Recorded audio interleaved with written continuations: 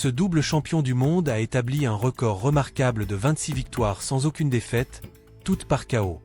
Voici le champion du monde invaincu poids léger du WBC, Edwin Valero. Dans l'histoire de la boxe, il y a de nombreuses histoires dramatiques de gens ordinaires qui, surmontant d'incroyables difficultés, sont devenus champions du monde et des idoles pour des millions. Il y a aussi des situations opposées où l'argent et la popularité ont conduit les boxeurs à des comportements autodestructeurs. Mais l'histoire d'Edwin Valero est unique. Pendant sa carrière, il a combattu seulement 27 fois et a remporté chaque combat avant la limite, terminant ses 18 premiers combats au premier round et établissant un record mondial à l'époque. On prédisait qu'il aurait un grand avenir avec la renommée et les titres mondiaux, mais tout a pris fin dans une véritable tragédie. Dans cette vidéo, nous allons revenir sur la carrière d'Edwin Valero. Edwin est né en 1981 au Venezuela et a grandi dans des conditions très difficiles. À l'âge de 9 ans, il avait déjà quitté l'école pour travailler avec sa mère et aider à subvenir aux besoins de ses frères et sœurs. Au total, il a purgé 14 peines de prison pour vol et autres délits similaires. Edwin a commencé la boxe à l'âge de 12 ans et a tout de suite attiré l'attention. Il s'est pleinement engagé dans l'entraînement, voulant apprendre les subtilités de son nouveau passe-temps. Les techniques de ce jeune montraient son habileté, sa puissance et son instinct meurtrier. En grandissant, il a développé une brillante carrière amateur, avec un bilan de 86 victoires, dont 57 par KO, et seulement 6 défaites. Valero a gagné le surnom de Dynamite pour sa puissance et son habileté. Il ne faisait aucun doute qu'il connaîtrait le succès dans le monde professionnel. Mais en 2001, il a eu un grave accident de moto qui a marqué le début de sa chute. Valero a subi une grave blessure à la tête et les médecins lui ont conseillé de se retirer de la boxe, car tout coup supplémentaire pourrait être dangereux. Cependant, après avoir été soigné pendant environ 10 mois, Edwin a assuré à tous qu'il allait bien et a décidé de continuer à boxer. Aussi connu sous le nom de liquidateur, Valero était désireux de prouver sa valeur sur le ring professionnel et ne voyait aucun obstacle malgré sa blessure. Le 9 juillet 2002, Edwin Valero a eu son premier combat professionnel, qu'il a terminé dès le premier round. Il a répété cet exploit 18 fois, établissant un nouveau record mondial, 18 victoires par KO au premier round. L'impressionnante réussite d'Edwin n'est pas passée inaperçue. Il a combattu dans des endroits comme le Venezuela, le Panama et le Japon, se forgeant une réputation sur les scènes les plus intenses de la boxe professionnelle. Les impressionnantes réalisations d'Edwin n'ont pas passé inaperçues. En 2004, il a rejoint la nouvelle entreprise de promotion d'Oscar de la Hoya, Golden Boy Promotion, et a signé un contrat. Cependant, des difficultés sont apparues lors d'un examen médical pour obtenir sa licence de boxe aux États-Unis. En raison de sa blessure à la tête, il lui a été interdit de combattre aux États-Unis. Il semblait que tout était terminé avant même de commencer. Malgré tout, Valero a trouvé une bonne option et a signé un contrat avec Taikan Promotion au Japon. Au Japon, au Panama et dans d'autres pays, ses nouveaux managers ne se préoccupaient pas particulièrement de sa blessure, tant qu'elle leur rapportait de l'argent. Après quelques combats, il a obtenu son premier combat de championnat contre Vicente Mosquera. Mosquera était un bon combattant et le combat a eu lieu sur son terrain natal. Imaginez être un étranger se battant au cœur du Panama contre un champion local. Ce style de combat est le plus difficile dans la carrière de tout boxeur. Valero a mis son adversaire à terre 2 fois. Ce n'était pas un combat tactiquement élégant. Les boxeurs se sont affrontés face à face et ont échangé des coups sans réserve. Au 3e round, le Vénézuélien avait également été mis à terre. Les spectateurs étaient excités et ont jeté des détritus dans le ring. Edwin avait l'air surpris, mais pendant que l'annonceur calmait les fans, il a réussi à se ressaisir. Au 10e round, il a trouvé la force d'arrêter le champion, devenant ainsi champion du monde WBA dans sa catégorie de poids. Sa carrière décollait et il a dû défendre son titre à 3 reprises. Même à ce stade précoce, des rumeurs circulaient sur les beuveries et les accès de colère du champion en dehors du ring. En 2007, il a été rapporté qu'Edwin avait attaqué sa propre mère et sa sœur, mais ces incidents ont été rapidement oubliés. Valero était connu et aimé dans son pays natal, le Venezuela. Le président Hugo Chavez était son ami, et de nombreuses photos dans les actualités montraient Edwin et le politicien ensemble. Pendant cette période, le combattant vénézuélien a obtenu son célèbre tatouage avec l'image du président vénézuélien sur sa poitrine. Chavez est devenu son mécène personnel. La vie a continué, mais Valero n'a pas perdu le contact avec l'Amérique ni son rêve d'y retourner un jour. Souvent, la Dynamite était invitée comme sparring partner d'autres célèbres combattants. Grâce à ses performances sauvages lors des séances d'entraînement et à sa domination écrasante sur les grands champions pendant ses sparrings, Edwin est devenu célèbre en Amérique.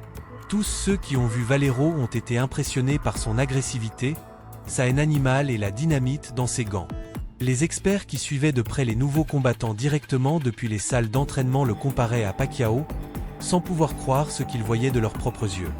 Et Sean Mosley, le garçon, se déplaçait brillamment sur le ring, avec une défense tout aussi dominante et fonctionnelle. Mais le plus important est qu'il recevait des coups très puissants, étant un boxeur assez sophistiqué.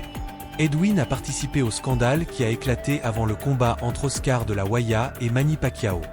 Selon les rumeurs, pendant sa séance d'entraînement, il a frappé si brutalement le Golden Boy qu'on lui a demandé de quitter la salle. Vous vous souvenez peut-être de l'apparence d'Oscar cette nuit-là et du déroulement du combat. Morale et de la Hoya ont tous deux invité Valero à s'entraîner avec eux avant leur combat contre Manny Pacquiao. Apparemment, Edwin pouvait imiter parfaitement le style philippin comme personne d'autre. Même Mikey Garcia, l'un des combattants les plus prometteurs de notre époque, s'est entraîné avec Edwin Valero. Mikey, as-tu une anecdote avec Edwin Valero de quand tu étais plus jeune, peut-être entre 16 et 18 ans, lui a-t-on demandé. La puissance était incroyable. Peu importe où il te frappait, même si tu le bloquais, tu ressentais simplement la puissance. Et il ne prenait jamais à la légère avec personne. Satais, Mikey. Qui est le type le plus dur avec lequel tu as fait une séance de sparring? Edwin Valero, sans aucun doute. Pourquoi? Il était le frappeur le plus dur de tous les temps. Cet homme était tellement sûr de lui, sa puissance était si naturelle, qu'il pensait qu'en lançant seulement les premiers coups, il pourrait détruire l'adversaire. Et il avait raison. On pouvait voir l'amélioration, le talent et la compétence pour la boxe chaque fois qu'il mettait KO un adversaire. Il réfléchissait toujours, il entrait toujours et exécutait avec précision, changeant sa vitesse, ses feintes et ses combinaisons, adaptant sa puissance. Valero avait un talent inné, comme Michael Jordan, que nous essayions d'enseigner à ce jeune. Tout allait bien jusqu'à ce que nous recevions la mauvaise nouvelle de la commission. Edwin ne pourrait plus jamais combattre. Le retour de Valero aux États-Unis n'était qu'une question de temps et de perspicacité pour les affaires. Le parrain de la boxe moderne, Bob Arum, a pris son cas, mais les nouvelles inquiétantes continuaient d'arriver. Edwin a été arrêté en train de conduire sous l'emprise de drogue et en état d'ivresse, et il se battait en dehors du ring. Toute sa famille avait peur de lui, et la famille de sa femme était également terrifiée. L'oncle a dit plus tard que les légendes affirmaient même qu'il s'en était sorti après un meurtre. Quand vos amis sont le président de votre pays et l'un des promoteurs les plus astucieux de notre époque, combien de problèmes pouvez-vous avoir? Au début de 2009, un contrat a été signé et Edwin Valero est officiellement revenu à la télévision américaine. Le problème de sa blessure a été résolu brusquement. Edwin Valero est monté dans une nouvelle catégorie de poids, et là, il attendait un duel pour le titre vacant de champion WBC. Son adversaire était un Mexicain assez fort. Antonio Pitalua, avec un bilan de 47 victoires et 3 défaites, dont 41 par KO, n'avait pas perdu avant la limite depuis 1995. Le public américain a découvert pour la première fois ce nouveau combattant, avec son regard intense et ses coups sauvages. Au deuxième round, Pitalua s'est retrouvé contre les cordes à 3 reprises. Valero l'a acculé, cherchant à terminer le combat, et l'a de nouveau envoyé au tapis. Il ne semblait pas que le combat allait durer beaucoup plus longtemps. Valero est devenu champion du monde dans sa catégorie de poids pour la deuxième fois. La renommée d'Edwin a non seulement grandi parmi les spécialistes de la boxe, mais aussi parmi le grand public, qui a commencé à le connaître. Bob Arum mentionnait de plus en plus son nouveau combattant, et la presse parlait d'un possible combat de rêve contre Manny Pacquiao. Valero lui-même voulait ce combat. À la fin de 2009, le champion a de nouveau attaqué sa mère et sa sœur. De plus, des rumeurs ont commencé à circuler selon lesquelles il maltraitait également régulièrement sa femme. Jennifer est restée silencieuse, tout comme sa famille. Encore une fois, tout a été oublié au Venezuela avec une simple réprimande. Les yeux d'Edwin semblaient brûler de plus en plus chaque année, et chaque combat était un spectacle. Il y avait quelque chose de sauvage dans son regard. On disait que dans chacun de ces combats, un duel de regard avait lieu avant le premier coup. Il n'était pas surprenant que Dinamita conserve son titre après une autre défense réussie, puis affronte un jeune boxeur prometteur, Antonio De Marco. Comme lors de son premier combat pour le titre, Valero a voyagé dans le pays d'origine de son adversaire, mais cette fois en tant que champion. Ce fut une véritable bataille à l'ancienne, avec des coups bas et des protège-dents volants. Pendant le combat, Valero a été frappé avec un coude, entraînant une coupure. Ce n'était pas un coup propre, mais Valero a continué. L'opposition était forte, mais Valero a montré sa maîtrise. De Marco a essayé de maintenir le combat au centre du ring, mais Valero l'a surpassé avec des mouvements efficaces et des combinaisons précises. Au milieu de la lutte, Valero, les deux mains en bas, a montré sa confiance et sa capacité à s'adapter. Dans les dernières secondes du combat, il y a eu un coup bas, et le coin de Marco a été averti que si l'activité ne reprenait pas, le combat serait arrêté. Valero a une fois de plus montré sa domination, consolidant son statut de futur superstar dans sa catégorie de poids. Entre les rounds, De Marco a refusé de continuer le combat. Le coup de coude qu'il a reçu a été le dernier moment mémorable du face-à-face, aux côtés du regard intense du champion. La joie de Valero restera à jamais dans la mémoire de ses fans.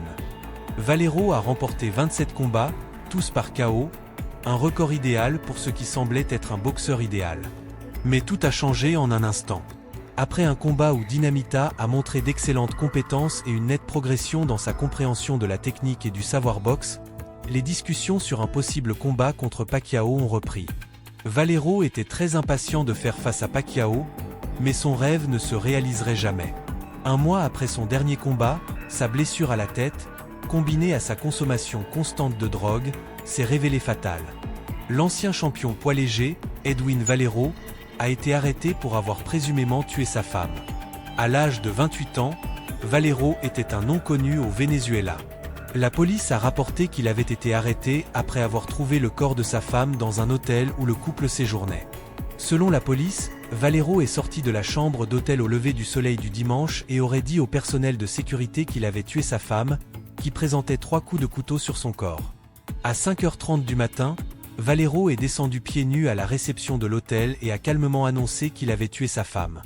Elle a été retrouvée morte poignardée, et il n'a pas opposé de résistance lors de son arrestation. Valero, apparemment ivre et sous l'influence de drogue, a été identifié comme un risque de suicide par la police.